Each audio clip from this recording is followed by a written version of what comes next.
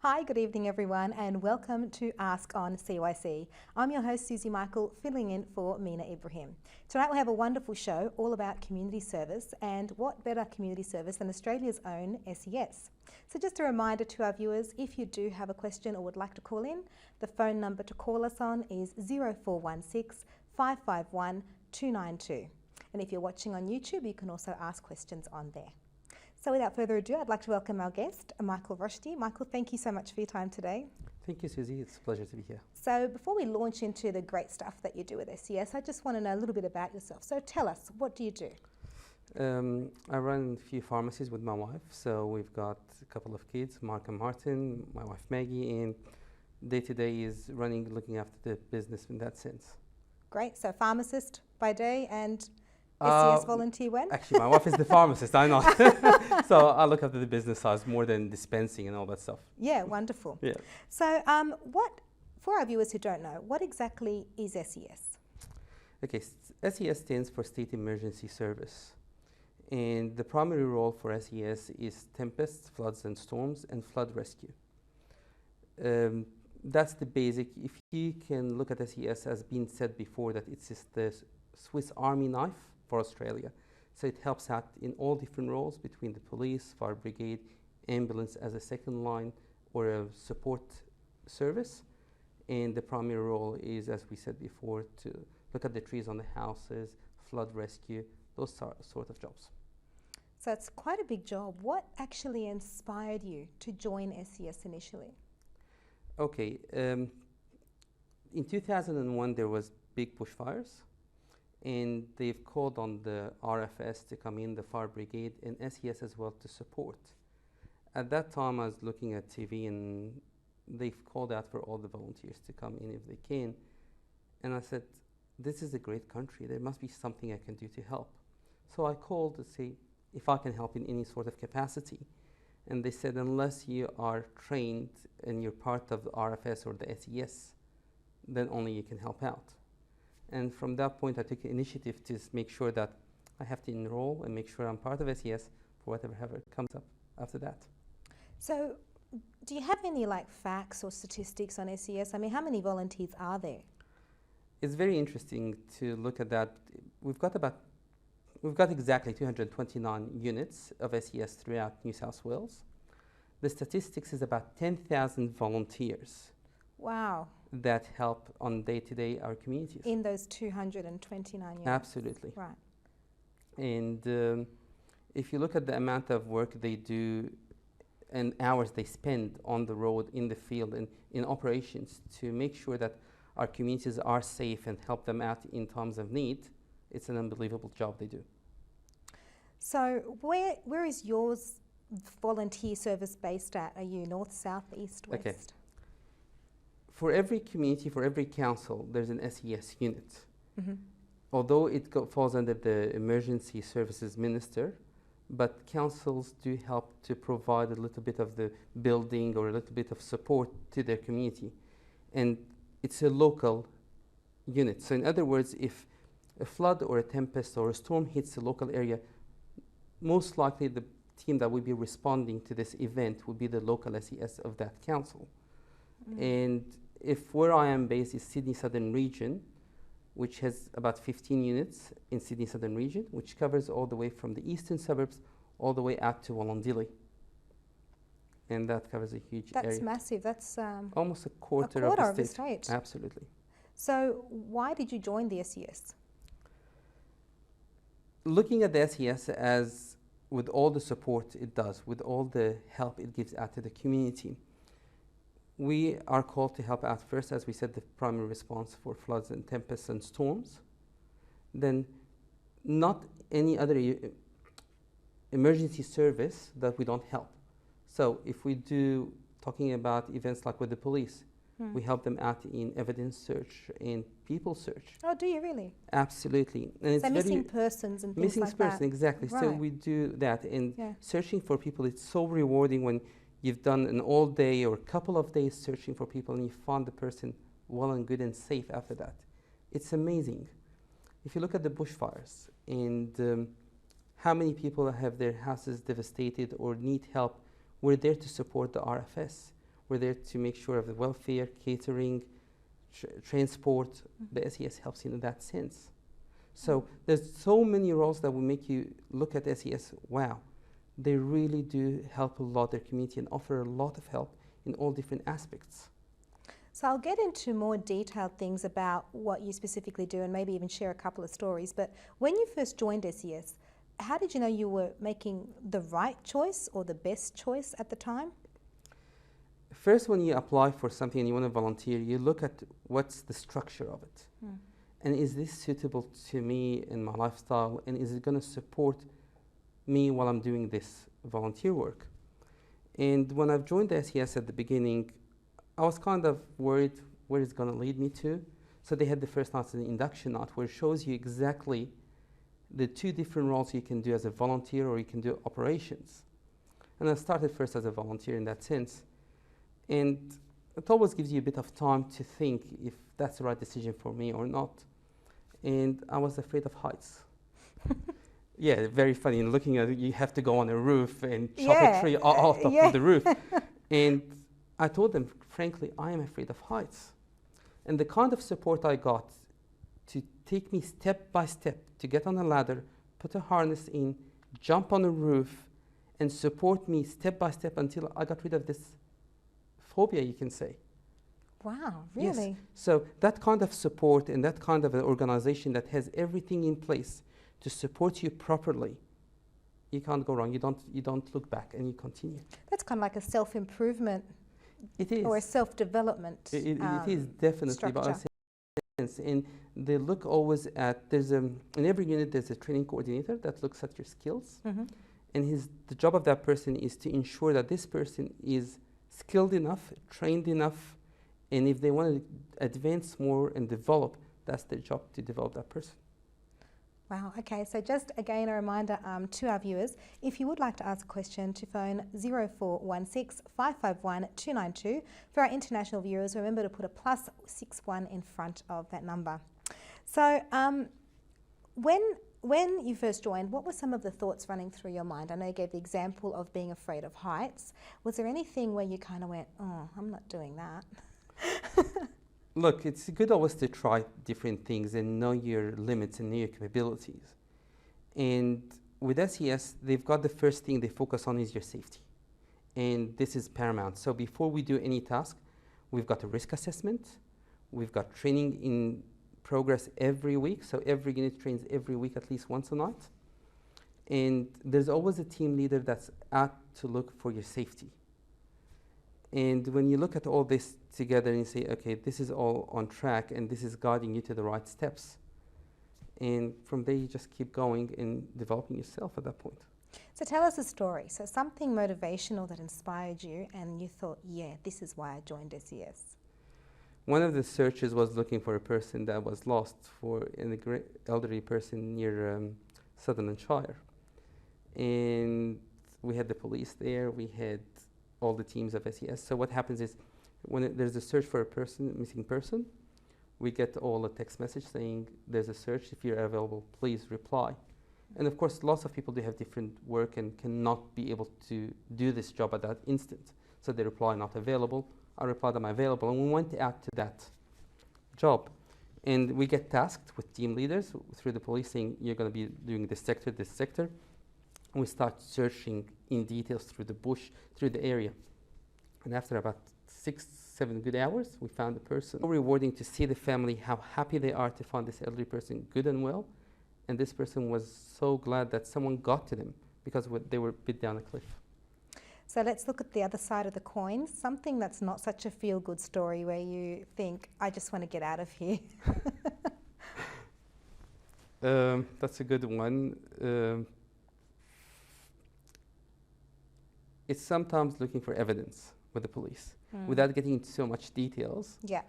Yeah. Sometimes you're looking for stuff you really don't want to see. Mm. And they tell you, and they've got all the support mechanism in place. They've got peer support. They've got all kind of chaplains to support. When there's such grievance or something like this, and you do have the option to opt out, say, I cannot do this. This is not my capability, or I don't have the stomach for it. And you can say, I'm not doing this. So mainly it always ends up when you're looking for evidence search, that's the worst sometimes. So it sounds like a pretty tough gig sometimes. How do you cope with the emotional side? Do you ever come home feeling emotionally drained? Look, you're emotionally drained when you're putting so much and you're not getting the results. And at the same time, you know you're doing the best you can for your community. You're doing the best you can to support your local community. And at the end of the day, you've got a whole team working towards that goal. You do feel sorry for a community when it's get hit by floods. And that's one of the things when you go and find houses that are devastated completely by water or by bushfire. Either of those two really do hurt you. But at the end of the day, you're doing your best to support them and get them through. And I think at the end of the day, although you might get drained, but you know you're being rewarded and you're doing the best to support them, and that's just by itself is fantastic.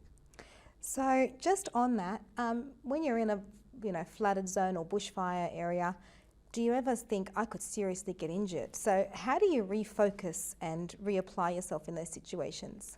The main focus when we do floods and storms and tempests and all this, getting out of bed to start off is a risk.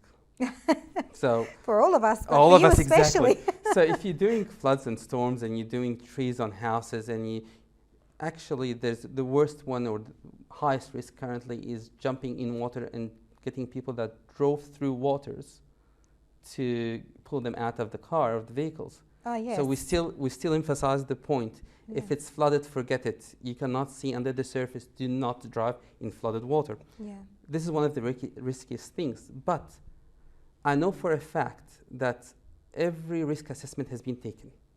I know for a fact that the training we take every Tuesday night or every week of the night is the right training according to standards. I know at the end of the day that's with me, my fellow teams are holding my life support. They're holding the rope that pulls me back. They will be in seconds there to support me if anything happens. So I can rely on my team knowing 100% they will do their utmost to make this place safe. So there's a lot of trust. Absolutely. Did you do any trust building exercises when there you started? Some definitely. Catch me when I fall. They do this. We They do do. this. We do is working together very well. Communication skills are so we can communicate with each other, saying, okay, you need is that, and without giving much of guidance, everyone knows what they need to do, and it comes together very nicely, and you've got a fantastic job done, well achieved.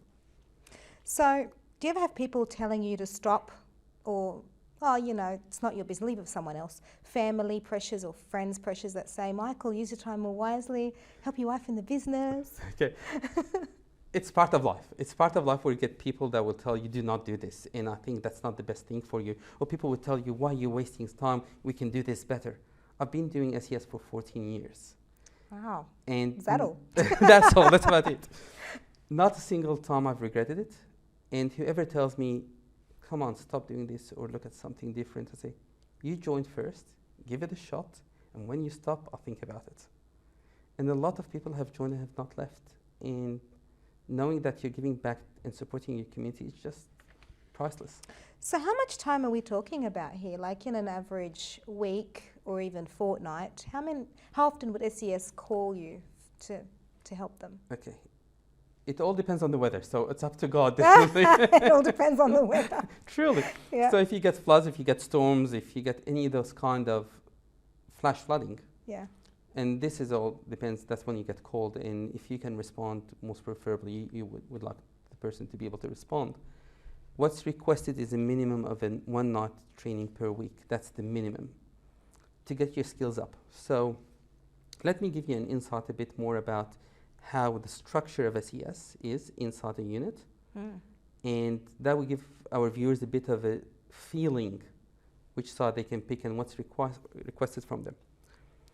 If you join SES, you've got 2 directions. Either you go as a volunteer field on the field and rescue volunteer, or you're doing operations. And to give you a bit of safety side as well, every volunteer you see of SES is first aid trained. So there's no volunteer out there that is not first aid trained. Got induction, got communication skills.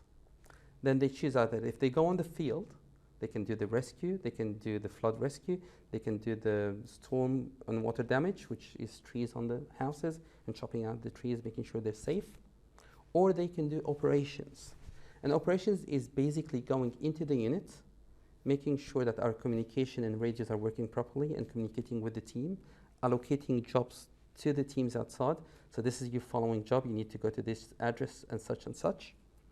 And doing all the paperwork that comes with it, with catering, making sure the welfare of the teams.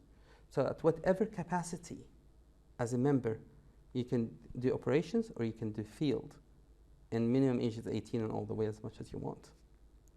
Wow, big job. So lots of opportunities and lots of different divisions for people. Absolutely, absolutely. Yeah. So we're going to go to a break because Cool. this is fascinating, but just stay with us there. Sure. We do have more questions. And just a reminder to our audience again, if you'd like to ask a question, you can either call anonymously or SMS through to 0416 551 292.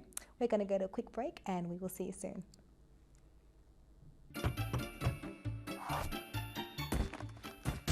CYC, Christian Youth Channel. Hi and welcome back to Ask on CYC. We are still continuing our discussion with our guest Michael Rouchdi, who is an SES volunteer. thank you. Thanks, Michael. So we've had a question that's come through from the audience during the ad break, and they're asking, what is the difference between SES and the fire brigades? It's a common question always we get through, and what's the difference between SES and fires and so forth. Okay, the fire brigade is main responsibility is fires. And we're talking fire brigade specifically, it's in the city. So that's where fire brigade responds to fires. For SES, we respond to floods, storms, and flood rescue. So in other words, when you've got loss of wind and they pull a tree down on the house, this is where SES would come at the place, cut the tree, make sure it's off the house, the residents are safe, and the tree is not blocking anyone, it's on the ground and it's safe, it's not going to hurt anyone. The floods, we advise them if possible, and we respond to helping people and getting them out of floods.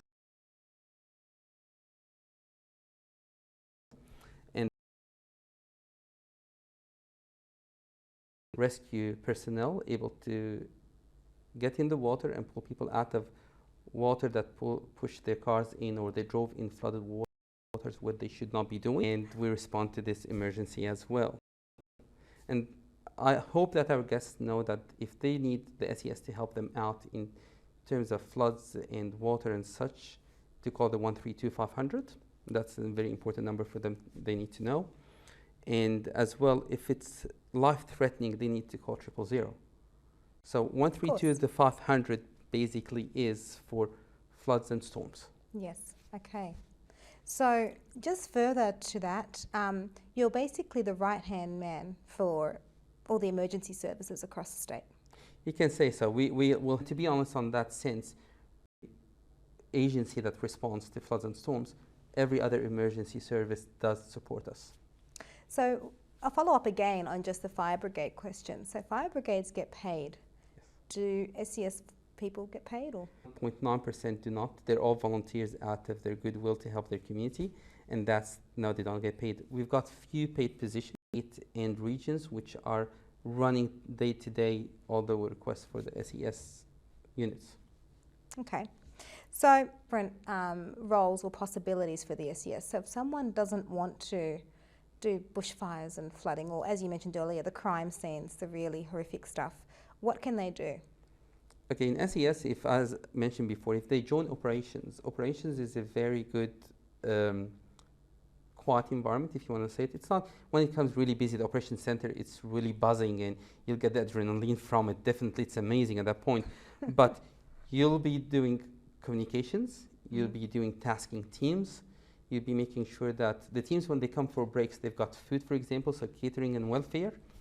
All this paperwork, there's a lot of paperwork that comes with it. So to have a job come through the system and be able to give it to the team, that's all operation side. And they support the people on the field and the volunteers on the field. So what would you say to someone who wants to join the SES, but they have, a spouse or parent or friend or someone telling them not to, or saying they should put their time or invest their time in something else? What would you say to them? I would tell them firstly that if we did not have SES in Australia, all those jobs, we could not afford to do them. So the government wouldn't be able even to afford that amount of jobs without the support of SES or the volunteers. If you look at statistically throughout the world, we are well known that Australia is the highest per capita in volunteering. Is it really? Yep. So that's very impressive. Yeah, we should. Yay, Australia! Absolutely, definitely. So, in that sense, I would tell every person that if you can volunteer and help out your community in whatever capacity, please do, because this is what makes Australia, Australia. It sure does. So the number again that you mentioned, the 132-500. Yeah, that's just for bushfire and flooding. Not bushfire. The 132-500 is for flooding and storms. Oh, flooding and storms. Yes. So it's just for water. Flooding and storms, absolutely, definitely. Yeah. Okay. And one more thing before we finish up today's show. Being in the SES for 14 years, that's an incredible amount of service. Tell us the one thing that you could take with you and pass on as words of wisdom to someone. Just one thing. One thing. There's so many actually. But I would tell you honestly that the camaraderie in SES, the support for whatever event in your life, and the skills you learn is priceless. The amount of skills I have learned in SES, between communication, between hands-on, between being able to confront your fears, is simply priceless. Wow, that's amazing.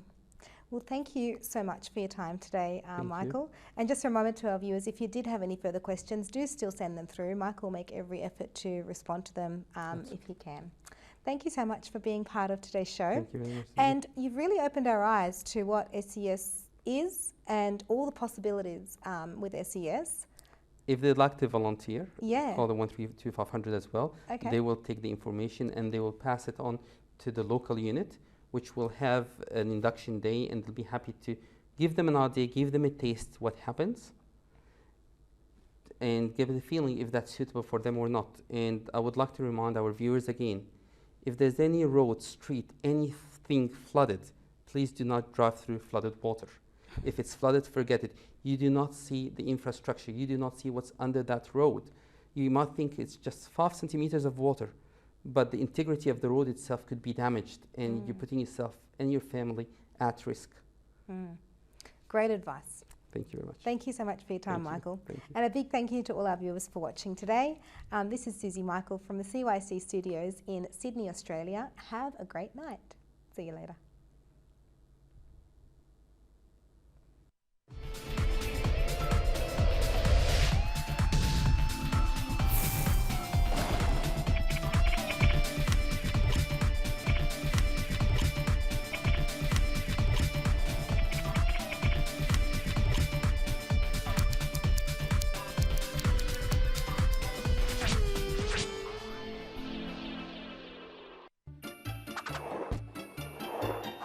CYC, Christian Youth Channel.